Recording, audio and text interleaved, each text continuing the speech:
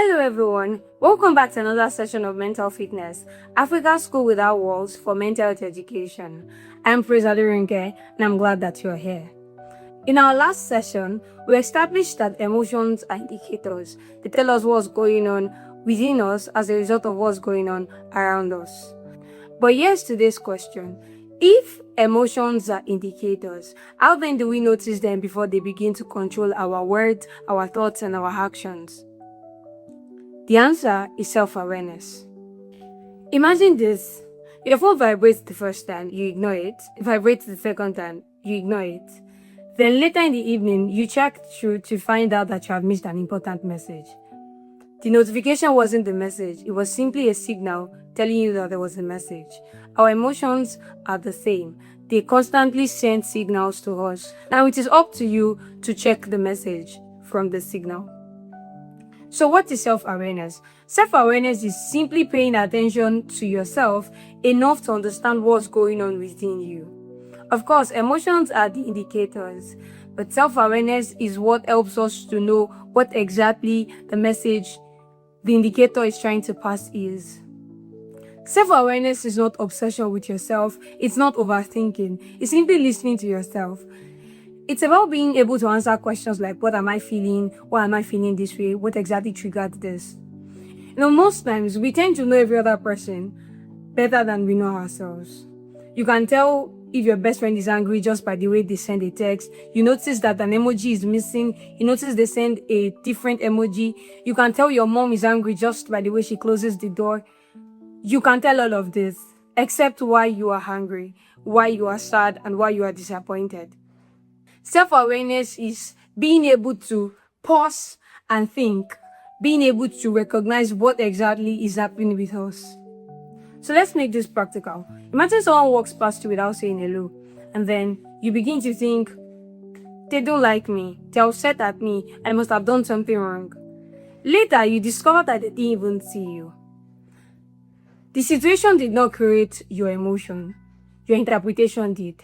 Self-awareness is what helps us to differentiate between what happened and the story we told ourselves about what happened. Why is self-awareness very important? Without self-awareness, we work on autopilot. We speak before we think, we blame before we even understand what's going on.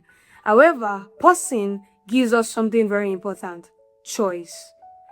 We can choose to respond differently when we take our time to find out what exactly is wrong. Remember, differentiating what happened and what we told ourselves happened. Now the question is, how do I become self-aware? I'm going to give you 5 practical steps.